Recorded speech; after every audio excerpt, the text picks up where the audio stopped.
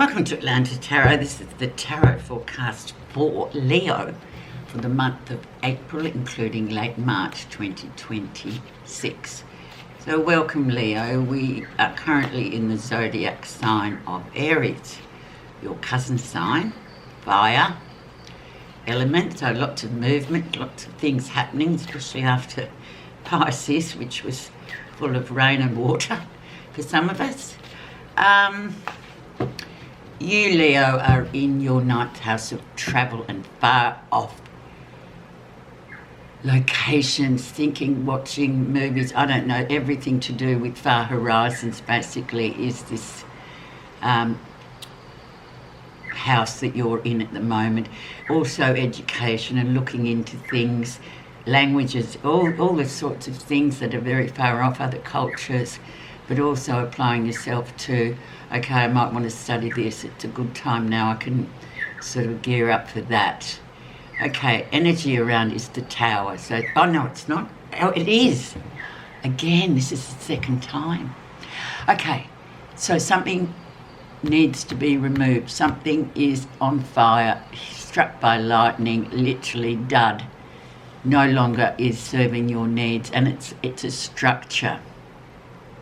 So we can talk about a physical structure like a tower or a building, or we can talk about a structure of our own making that, okay, we keep doing this, getting the same results, and then suddenly you get this flash of intuition that says, hey, I've got to stop. This just isn't working for me, so I need to bulldoze it to the ground.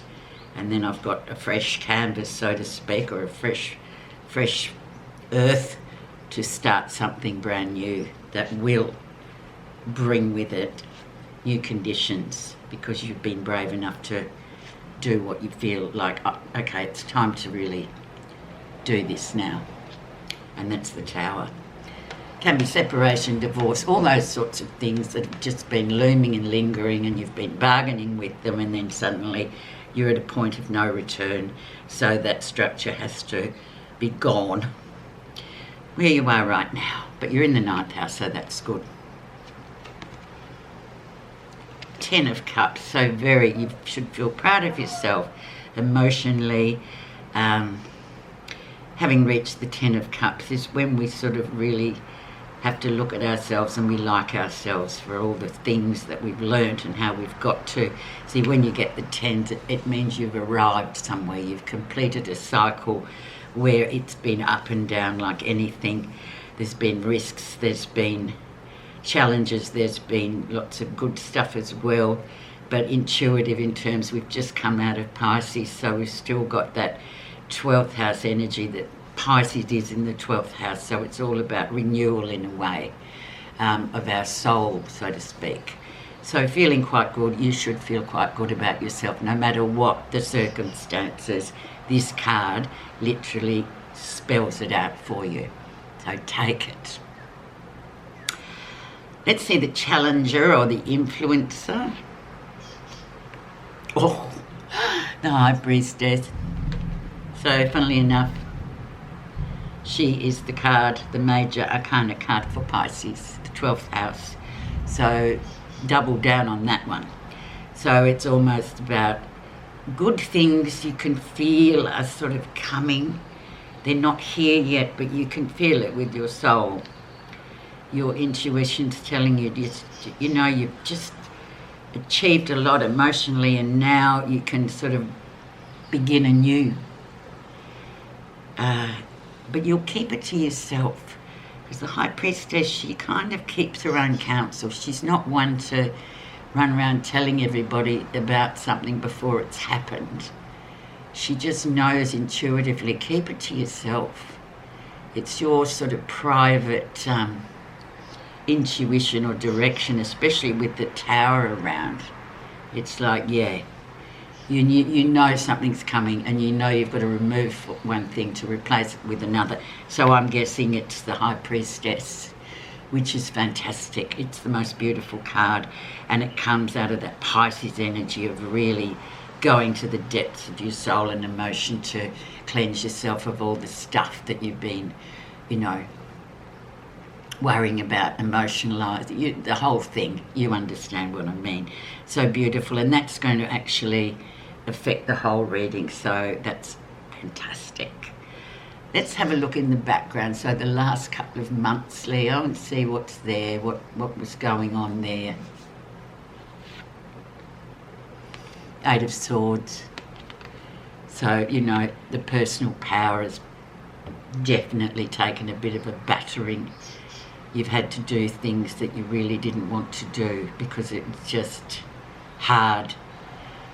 And because of it, you sort of gave your power away a little bit. But now look where you've landed, because you've made that jump with the Tower. And it's like, I've done it. It was bloody hard, but I've done it. So in that way, you can kind of regain that power in yourself to be going on with the rest of the year, in terms of going, okay, next time I'm in a situation where I feel like I'm powerless and I'm giving the power away, I'm delaying things, I'm just full of my own head space. And the Eight of Swords asks us to keep the power, don't give it away to something that's just in the mind, because the soul's more powerful at the end of the day. Okay? Recent influences. And the Three of Swords. The Grief card. Now, one of my dearest Leos has just, well, is going through this at the moment. A lot of grief. Big grief. But never mind. It's being addressed. And it's been swallowed. Digested. It's always a hard one. We sort of, you know, bargain with grief and like, oh my God, what's it going to be like? Oh, and then it comes and whatever happens and someone passes away or something goes out of your life. There's that horrible feeling of grief. But you just have to go with it and acknowledge it in order to sort of literally refine it. So yes, this is how I feel, and I'm going to be true to my feelings. I'm not going to pretend that I'm not grieving when I am, because there's nothing worse, because then it's like a seal, you know, a lid onto something that really needs to escape. Okay, the lesson you're learning. Two of Cups, the soulmate energy. So very much beautiful soulmate energy there. Feeling it very strongly. And of course, too, with this Three of Swords, the Grief card, it's sort of saying, yeah, that was a soulmate. There was a soulmate. They've either gone, you know, on to something else or left. But you're sort of left with the knowing that that was the soulmate for you. And it always will be. That memory will always engender the best times of the best, where you just knew you were hand in glove. So yeah, bittersweet, Leo, but well done for keeping on. Near future. Nine of Cups. Lot of Cups. Yeah, so the Wish card. So it's about, yeah, look, you still have your wishes, but wishes, like everything else, they have to be worked for. Like, you've got to earn them. You can't just say, like some people pray to the universe to give them things for nothing, literally, and unfortunately all they give you is disappointment, because it's got to be worked for, doesn't it? Wishes have to be worked for.